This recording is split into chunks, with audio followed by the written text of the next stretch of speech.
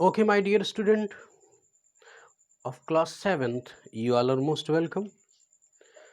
Today we are moving toward the exercise of first chapter, which name is the daffodil. Exercise number D, exercise number D. तो आज हम जिस exercise की शुरुआत करेंगे वो है एक्सरसाइज नंबर डी। इसके पहले की एक्सरसाइज इसकी पहले की क्लासेस में मैंने आपको प्रोवाइड की है। तो देखते हैं कि एक्सरसाइज नंबर डी क्या है। Read these lines from the poem and answer the questions that follow. तो देखते हैं, कुछ लाइन्स हैं उनको हम लोग रीड करते हैं। चलिए आइए। Continuous as the stars that shine and twinkle on the milky way, they stretched in never ending line along the margin of a bay. तो ये एक स्टेंजा दिया गया है, इससे दो क्वेश्चंस आस्किंग की जा रही है, उसमें हमें बताना है। तो who are they referred to here. तो पहला क्वेश्चन है कि जो दे शब्द आया है, they stressed in never ending line, इसमें दे, ये दे, ये किसको रेफर कर रहा है। तो ध्यान रखना स्टूडेंट, दे स्टार्स को नहीं रेफर कर रहा है बल्कि डैफोडिल्स फ्लावर को कर रहा है। तो यही चीज हमें लिखनी है, डैफोडिल्स को ये रेफर कर रहा है। और नेक्स्ट क्वेश्चन इसी का क्या है, सेकेंड वाला, वो कहता है कि व्हाट कलर आर दे। अर्थात ये जो डैफोडिल्स हैं इनके कलर क्या हैं। तो इस चीज को अगर हम समझें, हमसे क्या पूछ रहा है, कलर, तो क्या है, येलो कलर। अब हम इसी का डी एक्सरसाइज का दूसरा स्टेंजा रीड करेंगे। For of when on my couch आई ले, in vacant or in pensive mood, they flash upon that inward eye, which is the bliss of solitude। तो इस स्टेंजा से दिए हुए कुछ क्वेश्चंस हैं नीचे, उनको हमें फेस करना है। तो first question, what do you understand by in vacant और इन पेंसिव मूड। तो हमें इन वैकेंट और इन पेंसिव मूड जो ये फ्रेजल है, इसका अर्थ बताना है। तो ये इसका कुछ भी नहीं है, इसको आप सिंपल ये लिखेंगे, इसी का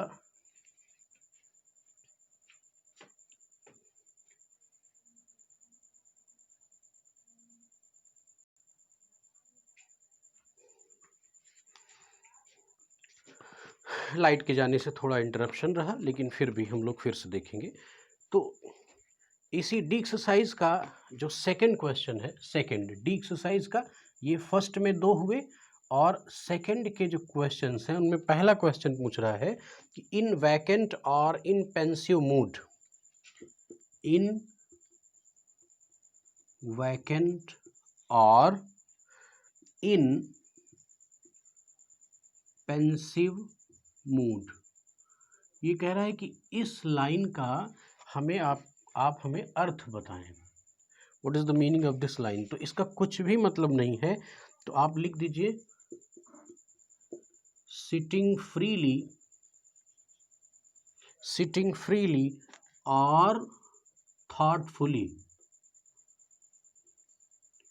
थॉटफुली, सिटिंग फ्रीली और थॉटफुली।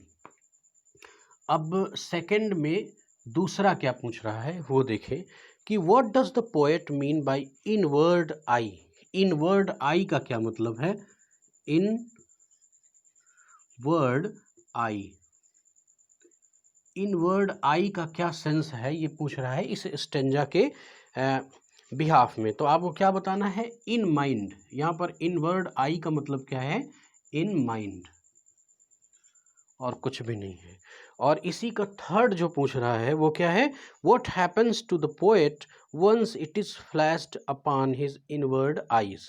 जब इसके इनवर्ड आईज में ये थॉट्स फ्लैश करते हैं तो यहाँ पर क्या होता है उस पोएट के साथ। तो इसके लिए आपको ये सेकंड एक्सरसाइज का, it is first, it is second, now this is third. तो थर्ड में क्या आपको लिखना है, filled with pleasure, filled with pleasure.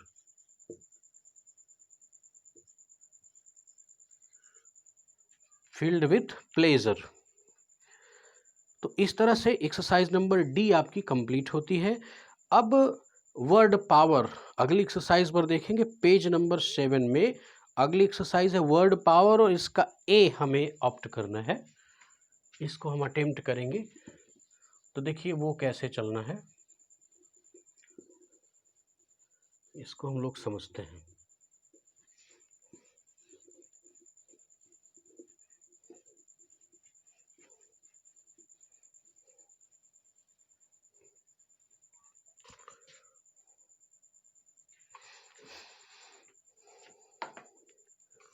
तो इसमें ए में देखिए इधर match the meaning of the following word using in the poem. एक ये लिस्ट है और एक ये लिस्ट है, तो इन दोनों लिस्ट में हमें आपस में इनको मैच करना है। तो ठीक है, मैचिंग है, तो मैं यहाँ पर सीधे लिख दे रहा हूँ। तो इसका जो फर्स्ट है वो क्या है, ऑफ। तो ये ऑफ्ट का आप क्या कर देंगे, ऑफन।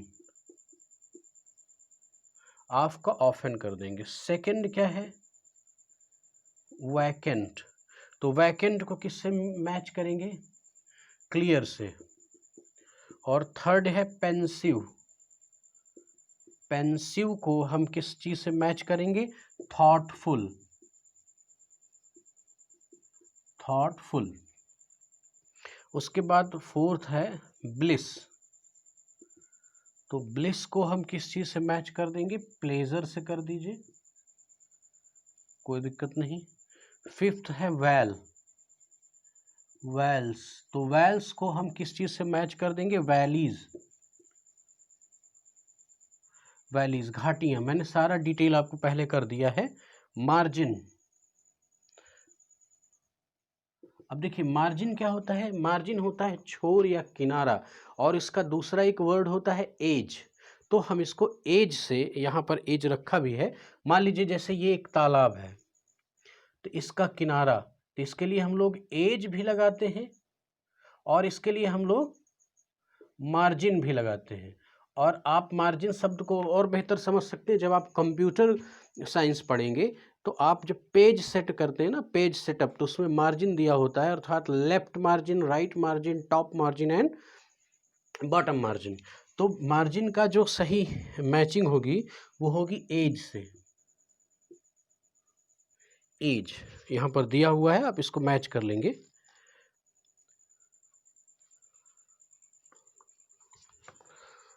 और उसके बाद एक है गे। गे, तो गे है, क्या है, गे का मतलब हैप्पीनेस। गे का मतलब क्या है, हैप्पीनेस। तो यहाँ पर एक तरह से एक सेकंड, नहीं, यहाँ पर एक शब्द छूट रहा है बेटा, वो है स्प्राइटली। सॉरी, इसको ध्यान रखना है। SPRIGHTLY,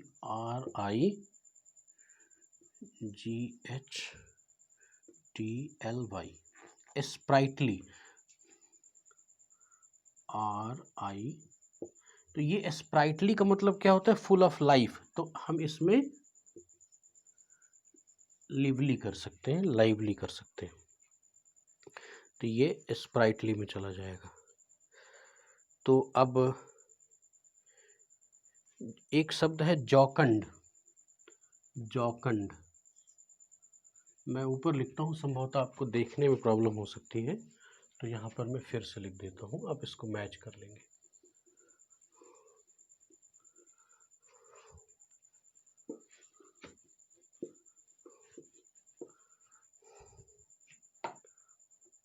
जौकंड का क्या होता है, चीयरफुल। चीयरफुल। और फिर सॉलिट्यूड। सॉलिट्यूड का मतलब क्या होता है, लोनलीनेस, एकांत। तो हम इसमें क्या लिख सकते हैं, कंप्लीटली अलोन। Completely alone. ये चीज इस तरह से, ये वर्ड पावर का ये भी आपका समाप्त हुआ। एक इंपॉर्टेंट एक्सरसाइज इसी में की है सी। ये पेज नंबर पेज नंबर 8 पर है, पेज नंबर 8 पर सी। ये चीज़ देखें, use the following word in your sentence. अपने सेंटेंसेस में नीचे कुछ वर्ड्स हैं, इनको यूज़ करना है, अपने सेंटेंसेस बनाने हैं। अब ध्यान रखना है स्टूडेंट, यहाँ पर ये बात केयरफुली समझ लें कि आपकी पोयम में तो ये वर्ड लिखे हुए हैं, लेकिन उस लाइन को नहीं उठाना है आपको। आपको अपने सेंटेंसेस जनरेट करने हैं जिसमें आप इन वर्ड्स का यूज़ करेंगे। जैसे मैं एक दो एग्जाम्पल आपको देता हूँ, बाकी आपको खुद करना होगा। जैसे एक शब्द है लोनली, तो लोनली का अर्थ क्या है? एक अकेलापन, यानी सॉलिट्यूड, अकेले। तो अगर इसका हमें यूज़ करना हो, सेंटेंस में वाक्य प्रयोग करना हो, तो हम कुछ भी लिख दें। Ramesh was sitting there lonely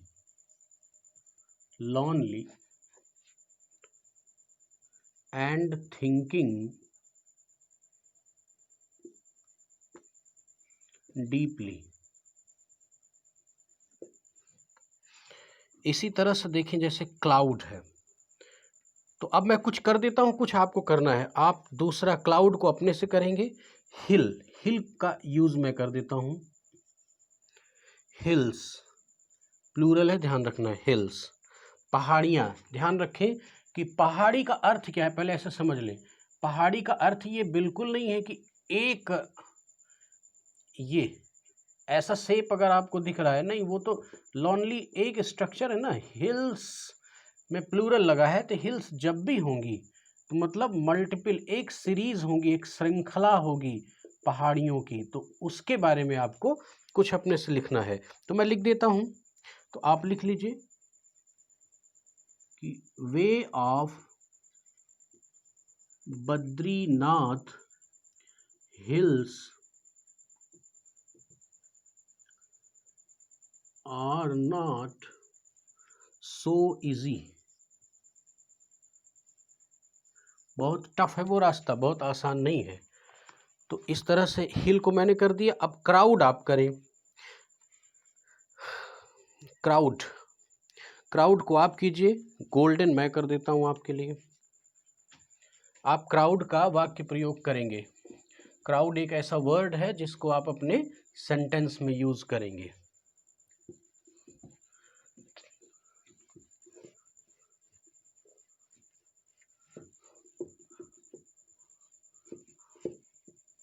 तो स्टूडेंट, आपको अपना पूरा डिवोशन, डेडिकेशन इस क्लास में देना होगा। देखिए गर्मी इतनी है कि पसीने पसीने हो जा रहे हैं, फिर भी आपके लिए क्लासेस प्रोवाइड की जा रही हैं। जैसे यहाँ पर एक शब्द है गोल्डन, ठीक है, तो आप कह दीजिए कि I like golden colour. I like golden colour, बहुत छोटा सा सेंटेंस और इस गोल्डन का यूज हो गया। अब इस तरह से लेक आप करेंगे, मैं बे कर देता हूं, बे का मतलब खाड़ी से है। तो इसके लिए आप कह सकते हैं कि एक एग्जाम्पल मैं बता रहा हूं, many ships can be seen in bay of Bengal. Bengal की खाड़ी में बहुत सारे शिप्स देखे जा सकते हैं। और इसी तरह से एक शब्द है बिसाइड। बिसाइड का अर्थ क्या है? बगल में, बगल की क्लास में, बगल की जगह पर, बगल में कोई भी सेंस, यानी बगल में। तो इसके लिए मैं आपको एक बेहतर सा सेंटेंस देता हूं जिसको मैं अक्सर बोला करता हूं, तो आप इसको समझ भी लेंगे। Do not make noise